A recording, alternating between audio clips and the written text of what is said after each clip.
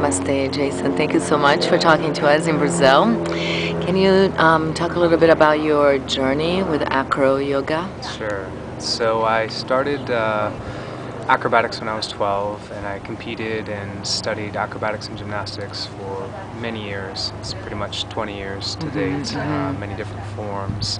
And I found yoga in college about 6 years ago, and the blending of acrobatics and yoga was really natural for me. I'd been doing asanas, didn't know they're called asanas, Hanumanasana, splits, and handstands, and what I was missing from the package was understanding how breath connects to flexibility and how the whole physical practice can be a spiritual practice as well. So yoga has filled in a lot of the blanks for me, and what I've also learned from the acrobatics is how to believe anything is possible and to channel a lot of power and a lot of concentration and overcome a lot of fear and obstacles. So I feel like there's a lot of synergy between them.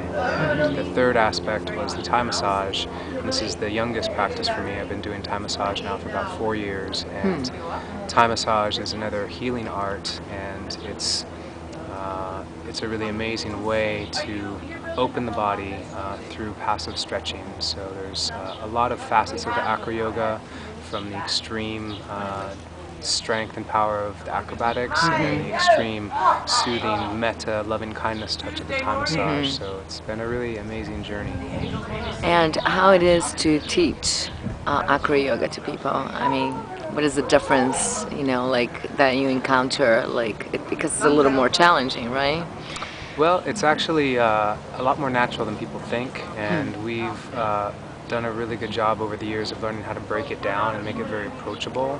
And a lot of times beginners to everything are easier to teach than yogis that have been doing it for a long time, because yogis have constructed this idea of how difficult it's going to be and how much they're not going to be able to do it. And somebody, we were in New York a couple years ago, and there was a 45-year-old man with his little girlfriend. The girlfriend was like 100 pounds. He's this big guy, and he'd never done a yoga class, and he was amazing. He did everything, and he was so inspiring for the whole group, because everybody knew he was new to this. But the more open-minded you are, and the more playful you are, all this is in our bodies.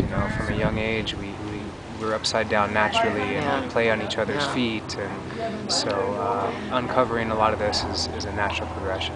Do you find it easier to teach newcomers to the practice of yoga, or the people that already have an experience? There's a richness to both ends. I definitely love to see the light bulb, this is possible, and I can see that in beginners, but I can also see it in really seasoned practitioners when I'll approach handstands from a more acrobatic technique than a yogic technique. And I think whether you're a beginner or whether you're advanced in your practice, the amount that you're going to gain from AcroYoga is directly related to how open you are.